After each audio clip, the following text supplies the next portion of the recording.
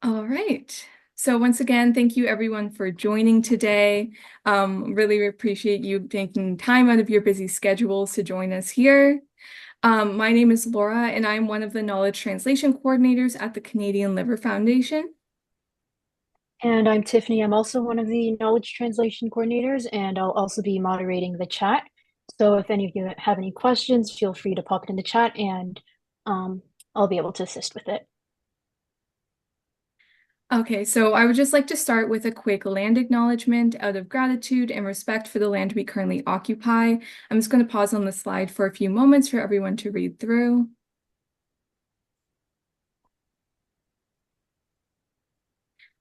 All right, so before we jump into the primary content of our webinar today, I'd like to address that World Hepatitis Day is taking place next week. World Hepatitis Day is observed annually on July 28th, and in 2024, it will continue to be an important day for raising awareness about viral hepatitis and promoting efforts towards its elimination. In recent years, Canada has made significant progress in addressing viral hepatitis, particularly hepatitis C, where a cure is actually now available for those affected. This day serves as a reminder on the ongoing efforts required and the importance of continued support for organizations in this fight.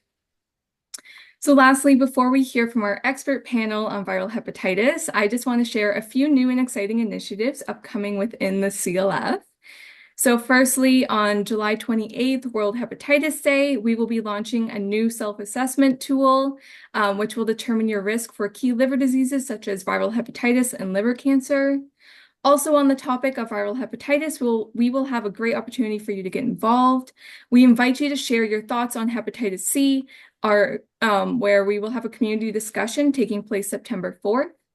This event is a chance for you to speak about your experiences and opinions, which will give us a better understanding of how we can best tackle this important health issue in Canada. This will be entirely virtual and you'll be compensated for your time, so please reach out if you're interested in participating. And finally, we have two excellent webinars upcoming in September. On September 10th, we will be collaborating with the American Liver Foundation to discuss important topics relating to primary biliary cholangitis, or PBC, and primary sclerosing cholangitis, PSC, including updates on the latest research and treatment options. And on September 26th, we will be hosting a webinar on Indigenous perspectives on liver health, hearing directly from community members. All right, so thank you for your attention during these few announcements. This here is just kind of an outline of those key dates. If you're at all interested in either attending those webinars, coming to our community discussion, or you want to kind of see that new self-test the day it launches.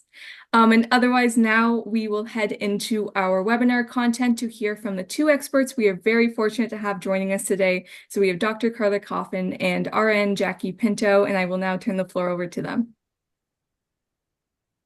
Great. Thank you very much. And thank you for the opportunity to present this today and also helping with the preparation of these slides.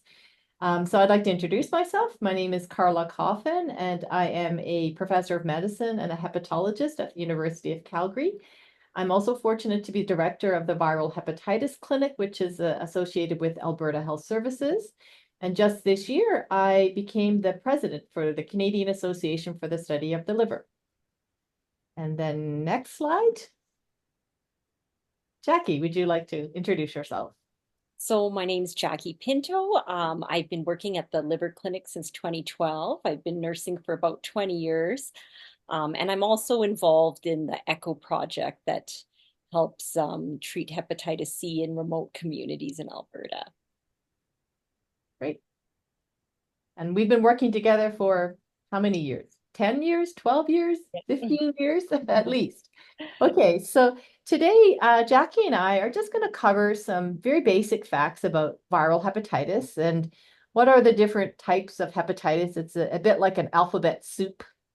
And then we'd like to highlight people that could potentially be at risk, although often many people with viral hepatitis have no identified risk factors, which is the reason why we strongly advocate for doing things to protect yourself against hepatitis, especially the hepatitis vaccines, which are very safe and very effective. if you do have a diagnosis of hepatitis, then we'd like to discuss about when you should see your doctor and what you would expect in brief, and then why we think it's important to hold these webinars and to be involved in these types of sessions to spread awareness about viral hepatitis. Next slide. Okay, so I'm going to talk about the three main types of viral hepatitis, although there's a hepatitis A, B, C, D, E, F. But we're just talking about A, B, and C. So each one is transmitted a little differently, especially hepatitis A, and the treatment is different. As a general term, hepatitis just means liver. So hepa means the liver. I believe it's the Greek word for liver.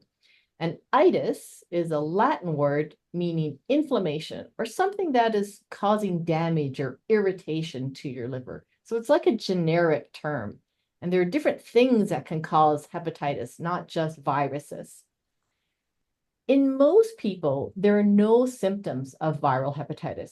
They actually don't even know that there's anything that could potentially be harming their liver, which is one of the reasons why we strongly advocate for screening and why July 28th is a day that the CLF is going to be advocating for screening. Some people, especially if it's a new infection or the medical term is acute infection, they can have symptoms, but they're non-specific, meaning that it could be associated with many other conditions. And so the non-specific symptoms include high fevers, they can feel nauseated and don't have much of an appetite. And in very severe cases, they can show jaundice, which is a sign that your liver is not working properly, and a special blood test called bilirubin is elevated. And many people are familiar with the term jaundice. They think about babies that are jaundiced after birth or other things that can cause yellowing of the skin or yellowing of your eyes. But this is very rare. As I said, most people have no symptoms. Jackie, do you have anything to add to that? What are your thoughts? Yeah, no, I would agree. Sometimes when people are diagnosed, they don't believe it because they're saying, I feel fine. Yeah, exactly. And they're often very, very surprised, right, that they have hepatitis. Next slide. Okay, so what happens to the liver? It's a pretty, very simplified way of explaining this. So for hepatitis A in particular, the virus actually gets into your stomach. You get exposed to it from contaminated food or contaminated water. But the liver receives a lot of blood flow that drains from your stomach and drains from your intestine, and that's called the portal circulation. So that's how it gets into your bloodstream. For hepatitis B and hepatitis C, it can directly enter your bloodstream because those viruses are actually transmitted by contact with blood or body fluids that go into your blood directly. So, get in it by needles and etc.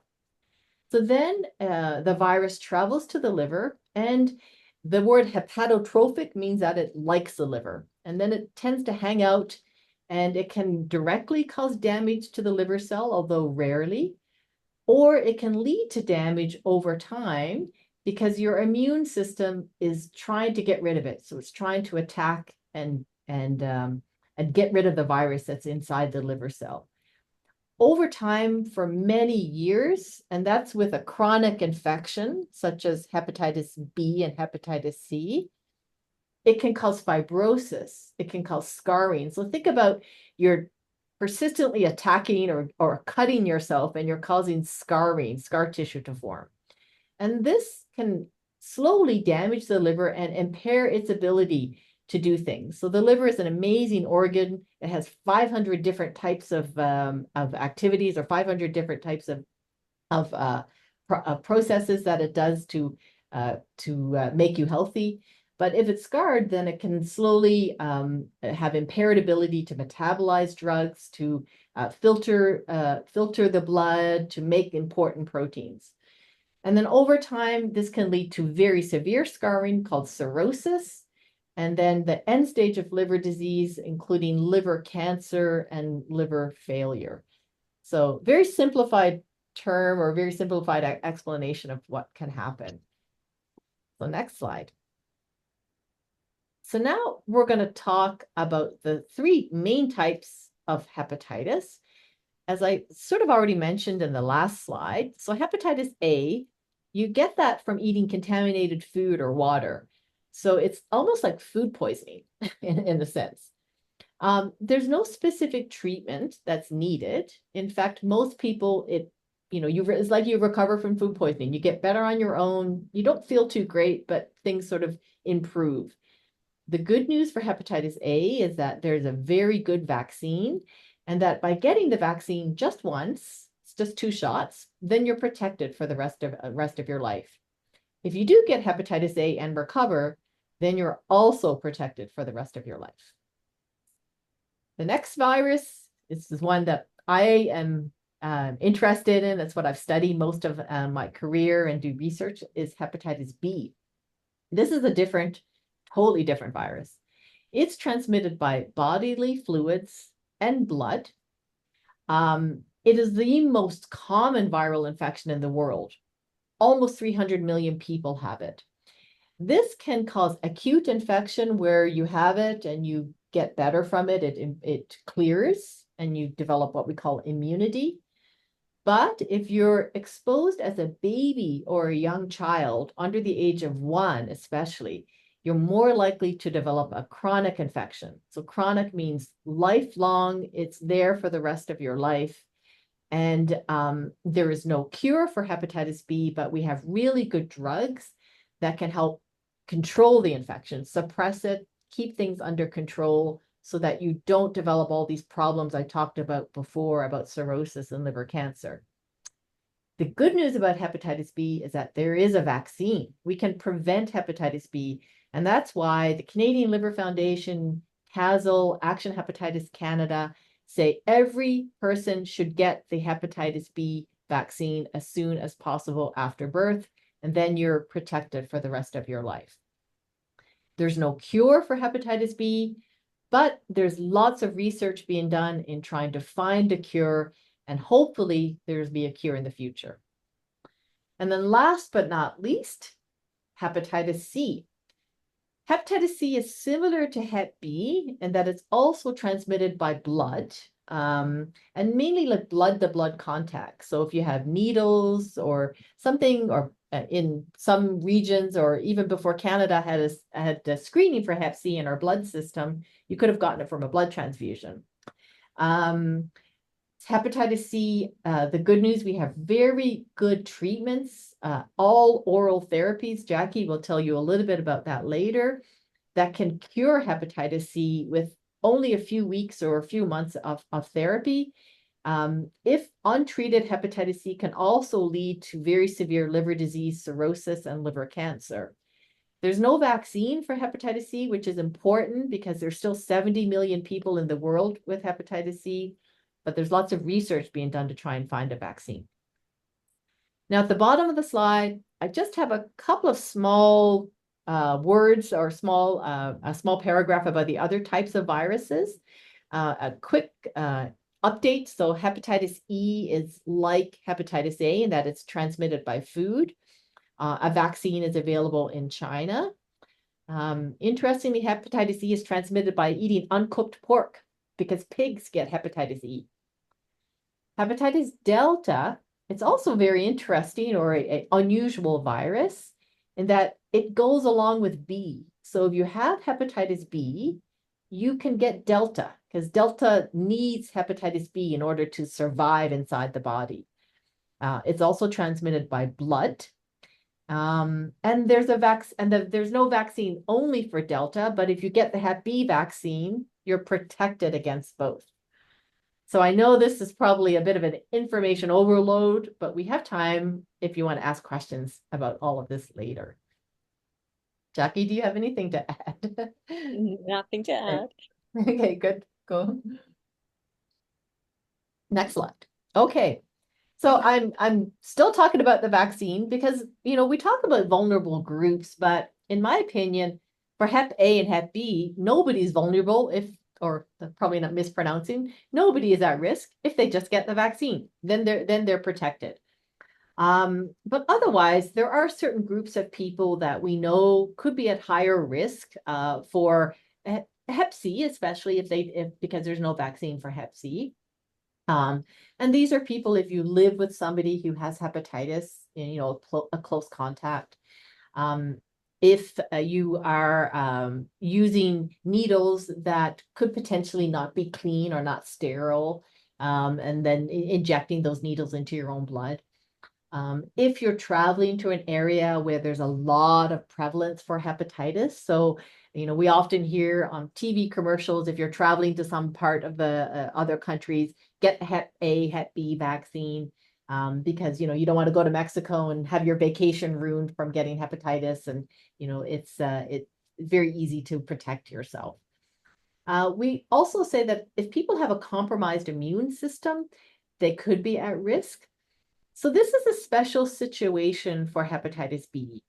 I mentioned earlier that some people can clear hepatitis B naturally, and people that are adults that are healthy, if they get exposed to hepatitis B and they're not vaccinated, they're more likely to get rid of it or clear it.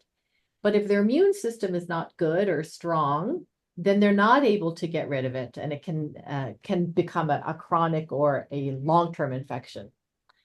The other thing is that if you do clear the infection and then later on in life become immune compromised, so we think about in our world liver transplant. If you get a new liver and your immune system is suppressed, then the hepatitis B can come back.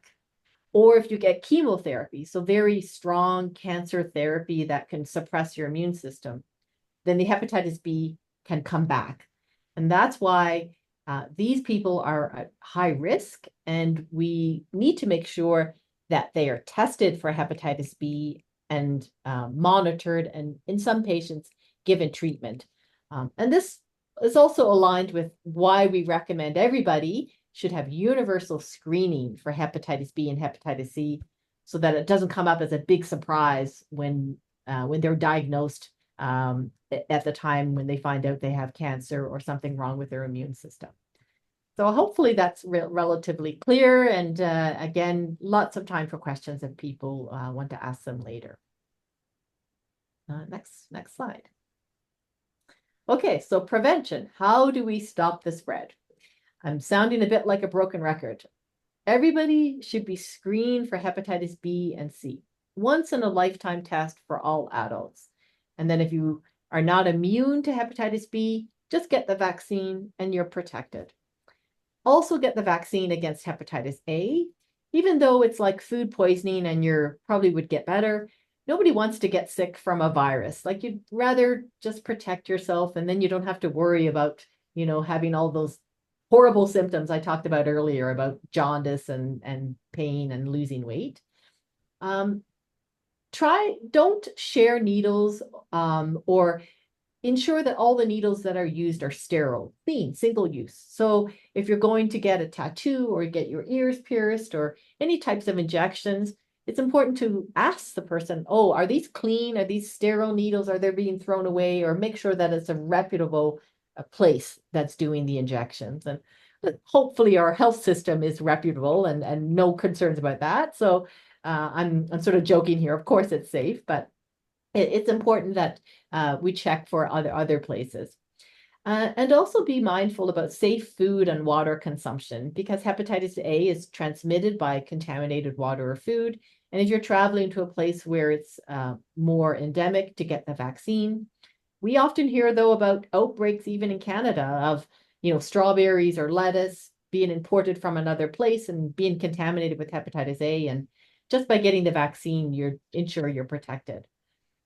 And one important point to make, and Jackie maybe can speak to this, is that hepatitis B and C is not really spread by sharing food or shaking hands or hugging and things like that. It's mainly by spread from very close contact and especially blood.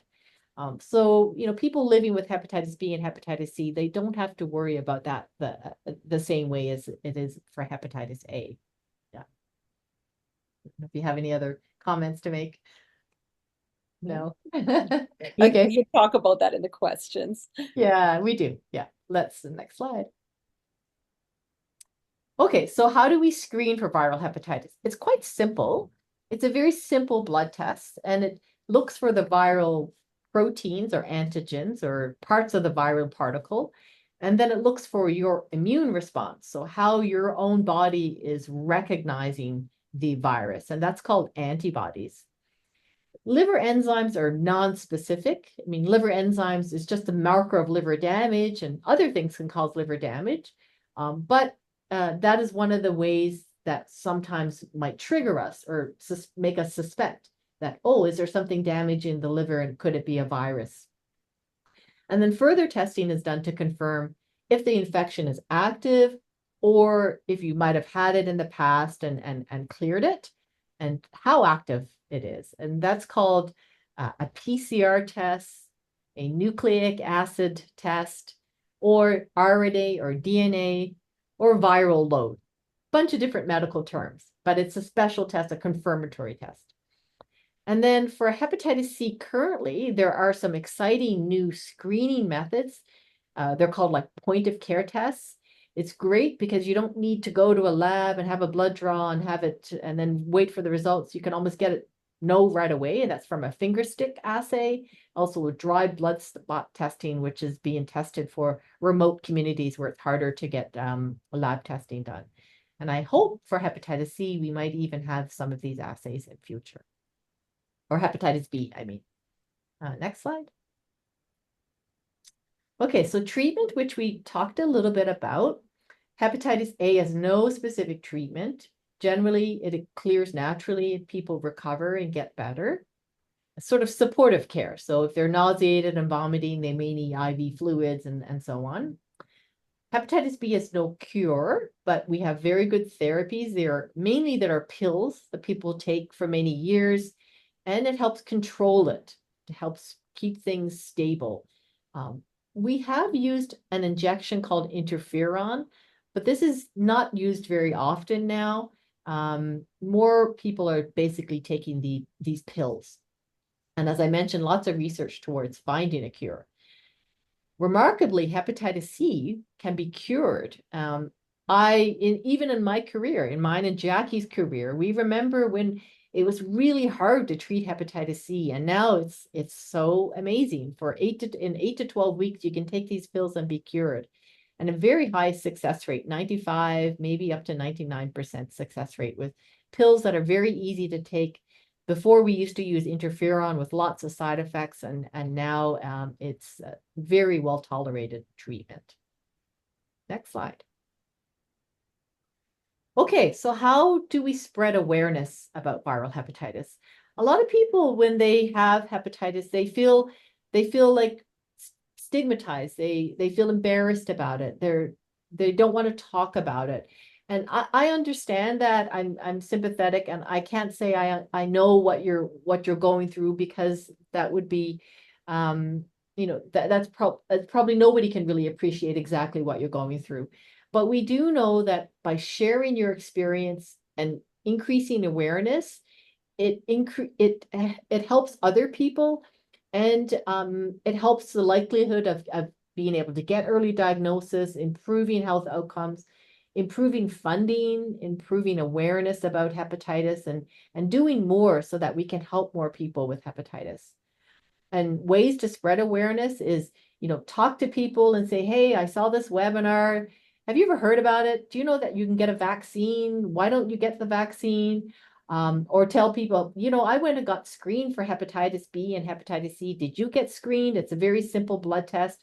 Talk to your family doctor, because we see our family doctors for other things. And, as we get older, we're getting screened for colon cancer, breast cancer, and all these other things.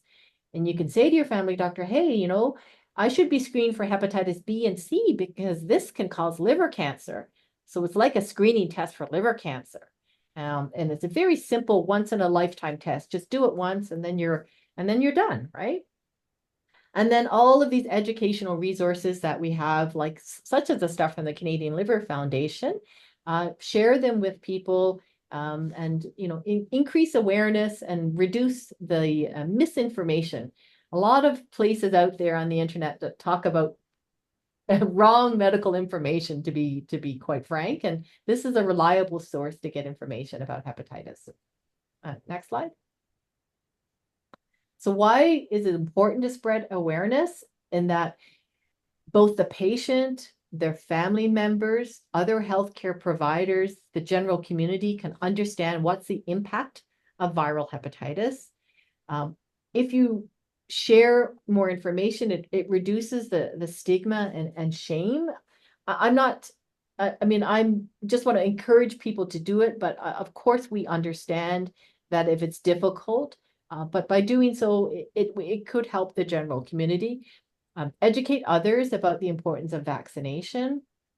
And this, by increasing screening, you can increase the rates of early detection and treatment, because we know that if you detect hepatitis B or hepatitis C and you treat, then you can reduce the risk of liver cancer, liver failure, liver transplantation, end-stage liver disease. Like, early detection and treatment has a huge impact, and it will improve the health in your community. Next slide. And that's it. Oh, amazing. Okay, so that's the end of it. And I guess we have lots of time for questions. Yeah. Yeah, absolutely. So first of all, thank you so much again for speaking on this. Your expertise is so valuable. We're now just going to take a brief break before we move into the second half of our webinar, where we're going to be asking Jackie and Carla some more direct questions that we have pre-made. But in the meantime, feel free to ask any questions you may have in the chat. I'm also going to launch a poll to kind of see how much you kind of remember from this presentation. It is completely anonymous, so feel free to just take a guess. If you don't know, that's totally fine. But we will be launching that. And once again, feel free to kind of ask anything in the chat, and we'll be back with more in a couple minutes. So let me just pull up this poll and take some time to fill it out.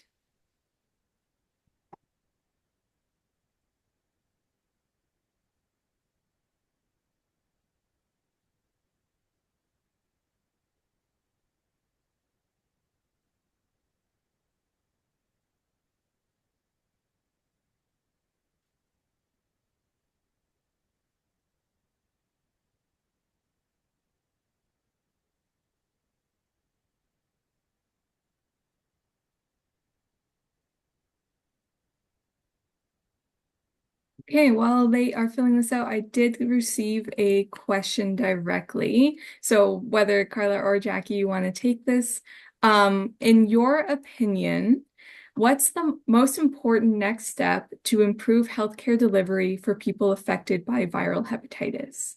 So I suppose just kind of in the realm of healthcare today, what do you think is the most important next step to improve how healthcare is being delivered? Well, I could say if you ask 100 health professionals, you might get 100 different answers to that question. In my opinion, the most important next step is for everybody to get the hepatitis A and hepatitis B vaccine. And maybe that's a part A. And then part B, everybody to get screened for hepatitis A, for hepatitis B and hepatitis C. Because you don't know how you can improve your health or how you can prevent hepatitis unless you know what your status is. So. Absolutely. Jackie, did you have anything you wanted to add, a different perspective? Yeah, I just wanted to add about the screening for hepatitis C. A lot of patients will say to me, oh, I must have just got hepatitis C because I've had surgeries. I do blood work every year at my family doctors. But it's important to know that we usually don't screen for hepatitis C. So you should even ask your family doctor to be screened. Yeah, we talked about those liver enzymes. Like, often people say, oh, I was checked for hepatitis and my liver enzymes were normal, but that doesn't screen for hepatitis. These are very specialized blood tests that you need to make sure your doctor has ordered those blood tests. And hopefully if we get those point of care testing, it would be amazing to be able to go into a pharmacy and pick up a test and say, take it home and screen yourself like we did with COVID, right? Yeah, absolutely. Are there any other questions? Feel free to use it in the main chat. Oh, okay. Oh, there's a question in the chat. Okay, so the self-screening tool mentioned during the seminar's introduction seems to be an exciting digital resource that will benefit communities across Canada. Could you speak on any other improvements or advancements that are being made to enhance early detection, particularly in underserved or vulnerable communities? Points of discussion in your presentation involved utilizing rapid screening methods and shame associated with the infection due to stigma. It seems that facilitating easy to access discrete spaces in underserved communities using these rapid screening methods could aid in the frequency of adults getting tested. You basically answered the question in your question. I 100% I agree with you. Some of my colleagues are basically trying to do what you're talking about. I know Jordan Feld, Dr. Feld, and a team at UHN University Health Network has been doing some research on these point of care diagnostic tests for viral hepatitis and also doing community-based research. Here in Calgary, Dr. Mark Swain, he has a program called LIVERight, and we also have HBC Care. And both of these are focused on trying to increase screening for hepatitis. We have been working with people from the provincial lab in Alberta. So Kevin Fonseca is a medical microbiologist here, also with the Public Health Agency of Canada, and also looking at these dried blood spot testing as one way to go to these underserved rural communities to get these point of care testing. And all of these rapid diagnostic tests, if they could be made available, like Health Canada approved and available commercially, it would do a tremendous amount to increase screening and reducing the stigma and shame. So, but at the same time, I think it's important for people to understand that, you can get hepatitis, but it's not, you shouldn't be ashamed about it. Like it's for whatever reason you got it. It's like another chronic condition. And the most important is that we have it and then we can treat it, we can manage it. So yeah. Yeah, great. Thank you so much for your question, Xavier. All right. So once again, thank you all for participating in the poll as well. I am very happy to see that we got a lot of great answers for most questions. Almost 100% of you got them right, so we love to see it. It seems like there's been a lot of good new facts, fun facts to share with friends and family that everyone has learned today. All right, so we are going to jump into our interview style Q&A next. So Tiffany, if you are just able to pull that up, that'd be great. And then we'll just be asking Jackie and Dr. Coffin a few questions, and they'll just kind of speak on their professional opinions and experiences as they relate to those questions. And then there will also be another opportunity at the end if any further questions come up to ask those in the chat, and we will be happy to answer them to the best of our ability.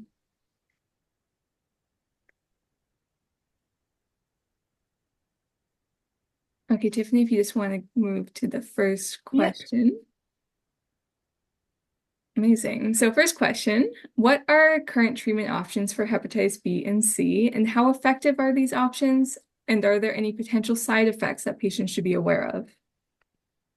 Okay, so I'll start with hepatitis B and then Jackie's going to do the hep C. Is that okay, Jackie? Yeah. Yeah, okay. So for hepatitis B, there are two main classes or types of drugs.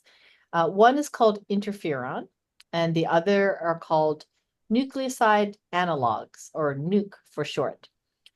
Interferon is an injection, which is given for 48 weeks or approximately 1 year. It works in about 20 to 30% of patients, but there are lots and lots of side effects. Very difficult to take these treatments. And because of that, neither patients or physicians like to give interferon to most of our patients. So that's why most people get the nucleoside analogs. The main ones that we recommend are either tenofovir and entecavir. There are two types of tenofovir. One is TDF, tenofovir disoproxil fumarate, and the other one is TAF, tenofovir alaflunomide. And the main difference between these two drugs is that the second drug, the tenofovir alaflunomide, is a little bit better for kidney and bone side effects. But otherwise, both of these are very good, very safe. And then the final hepatitis B drug called entecavir is also very good, very safe and effective therapy. Maybe with very long-term treatment, you can get some renal or kidney side effects, but that is very rare. And they work by basically suppressing the hepatitis B and preventing them from preventing the virus from causing damage to the liver. And so I'll stop there and let Jackie talk about hepatitis C drugs. So there's two main antiviral medications we use. There's the Epclusa, which is a 12-week treatment of one pill once a day. And then there's LIVERight, and it's an 8-week treatment for 3 pills once a day. Sometimes if people have decompensated cirrhosis, then they can only take the Epclusa, and the treatment would be extended for a longer period of 24 weeks. There's not many side effects. They list them as headache, fatigue, maybe some nausea, but most of our patients tolerate it very well and don't complain. And if they were to have side effects, they usually go away within the first few days. The cure rates are quite high, 95 to 98%, but if someone was in that small percentage that failed treatment, then there's another medication we use that is called Vosevi, and it's effective in clearing the virus as well. So lots of people still, they have someone they know who was treated with the interferon years ago, and that had, 50% or so cure rate with lots of side effects. A lot of people are surprised that we have these new amazing treatments with high cure rates and low side effect profiles. Yeah. It's easier for us because I have trouble pronouncing the names of the drugs, but Epclusa is sofosbuvir velpatasvir, and LIVERight is gliclapivir and preventosvir, and then Vosevi is sofosbuvir velpatasvir and voxilaprevir. The difference between the Hep B and the Hep C drugs is that Hep C drugs are just a short period of time and you're cured.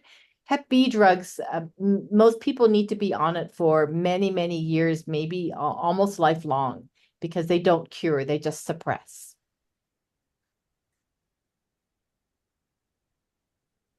All right, thank you so much. That's very comprehensive and in-depth answers for both of you. So thank you. We'll move on to our next question. Okay, so our next question is, what are some common misconceptions or misunderstandings that patients have upon first hearing about or being diagnosed with hepatitis? Did you want to do that one, Jackie? What do you think? Okay, I can speak to some of it. So a lot of times, we have a high immigrant population, and that will come in with hepatitis B, and they'll say, oh, I got it when I came to Canada because I was tested before I left my country.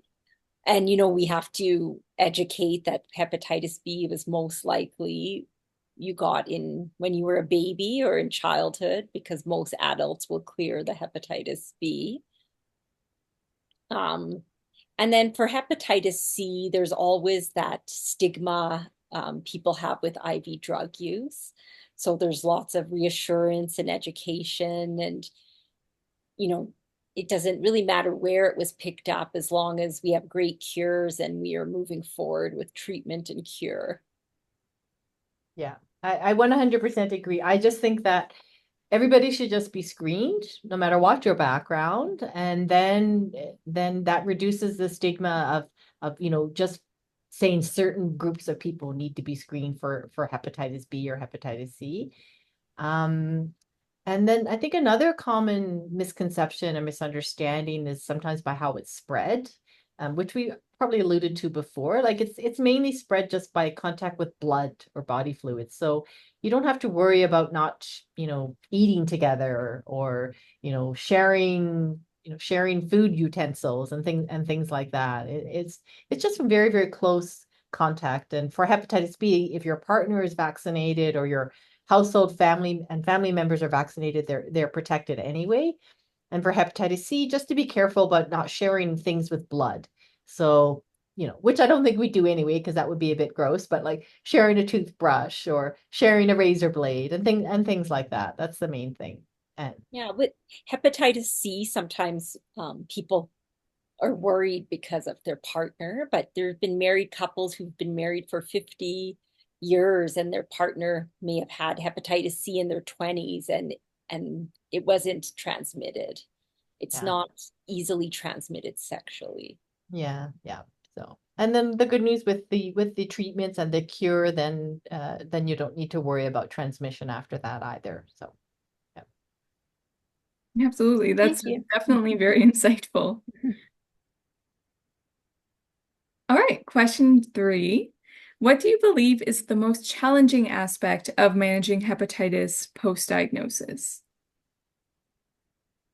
Hey, again, this is sort of a question that a different health professional might have a different answer to it. I think for hepatitis B is just more conveying the message that it's a condition that it's a lifelong condition, it's a chronic condition.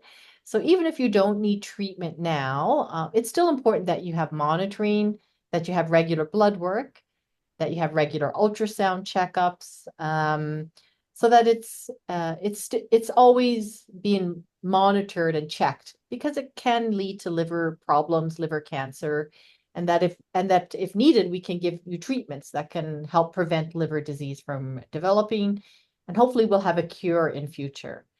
Um, and then I guess another thing that I find challenging, and it's more to do with a system issue, is the coverage for the different antiviral drugs. Like that's often a problem that our clinic comes up to, is that patients, if they don't have really good extended health benefits for their drugs, it can cause some financial hardship to be able to pay for their hepatitis B medication. So I find that as a personally, professionally, challenging in management. I don't know. What are your thoughts, Jackie? Yeah, for sure. With hepatitis B, the drug coverage can become an issue, especially that it's going to be a long-term medication. So securing drug coverage. For hepatitis C, that used to be a big problem, but the World Health Organization's really focused on elimination of hepatitis C since we have this great treatment that the drug companies really assist with getting, if someone doesn't have drug coverage, with helping them cover the premiums and get them started on treatment so that finances and drug coverage should not be an issue. Yeah, absolutely. Thank you for that. Okay, and our next question is, what lifestyle modifications or precautions should patients with viral hepatitis take to manage their condition effectively?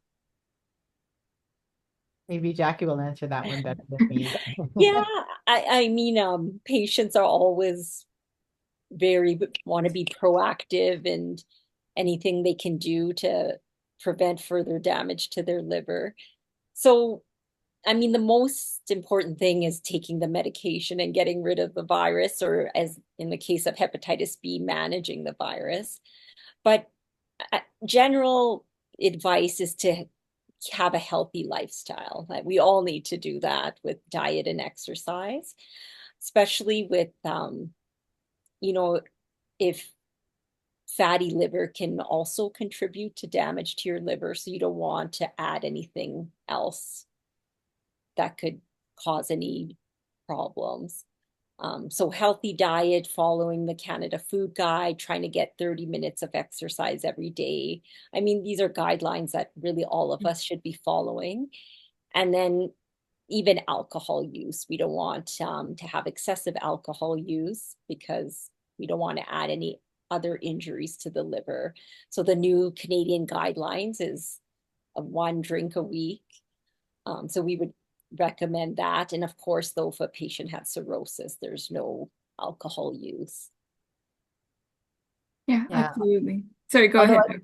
I just have to say, as a hepatologist, I think I drink more than 1 drink per week. So, but I think the main thing is to tell people like, not to have harmful drinking, and that the 2 drinks per week is what the Canadian Council of Substance Abuse has said, is that after that, then your risk potentially increases for developing cancer and so on long term. So I think I just generally want to have a message to patients that don't don't misuse alcohol, and less is always better. But sometimes saying that no more than 1 drink per week, I might feel a bit like a hypocrite. So, but it's definitely important. Less alcohol is better. So yeah, that's the message to make. Mhm. Definitely. All right, we'll move on to question number 5. In the interest of time, we may only have time for 1 or 2 more questions. As much as I'd love to talk about hepatitis all day, every day, I'm sure other people have other things to get on with. So we will go on to this question. What are potential long-term complications of untreated or poorly managed viral hepatitis? Yeah, I can probably talk about that. So the main long-term complication is cirrhosis. So that's very severe scarring of your liver. And that over time, your liver can fail and stop working. And basically, it would cause death unless you had a liver transplant. And then the second main one is liver cancer. So that is very severe, and unfortunately, there's very limited treatments for liver cancer. So that's why we're advocating for the screening and treatment to prevent liver cancer and cirrhosis. Absolutely. Jackie, did you have anything you wanted to add? Yeah, nothing to add. Just, like liver transplant, it's hard to get a liver, right? It's Of liver course. transplantation is difficult. So we always, want to prevent the liver cancer and the cirrhosis. So Yeah, absolutely. I think we'll do one last question before we kind of open the floor back up to anyone that may have some final questions. So Tiffany, you want to go ahead? Yeah, for sure. So our last question is, can you share any recent advancements in the diagnosis, treatment, or management of viral hepatitis? Well, I guess there's probably lots of exciting things that hopefully will be coming through the pipeline in future. So, diagnosis, I think we talked a little bit about in terms of all the work that's being done for point of care testing, or ways to reach underserved communities for ease of screening. Treatment for hepatitis C, the last decade, amazing new treatments for cure. And for hepatitis B, there are a number of new treatments coming through the pipeline, and maybe in a couple of years, we'll have some of these therapies on the market able to achieve a cure. We didn't talk about hepatitis delta in this webinar, but there's actually a new treatment for hepatitis delta that's come out recently, and already approved in Europe, and hopefully will be approved in the US and in Canada in the next couple of years. So both of these is, important drugs and treatments that could be used for cure of viral hepatitis, and definitely management of viral hepatitis. And I'd already mentioned these drugs that we have for hepatitis B. They're not new. They've been around for 10 or 15 years, but we're using them more. And by expanding treatment, then it's improving the life of people that are living with hepatitis B. And we have a lot of new biomarkers, new tests that we use for monitoring people on hepatitis B treatment that can help us determine when it might be safe to stop therapy. So I think we need another webinar to talk about this question. Definitely something possible for the future, 100%. Yeah, that's amazing to hear all of these great new advancements. Jackie, was there any last things that you wanted to add? No, I think Carla did a good job of explaining all of that.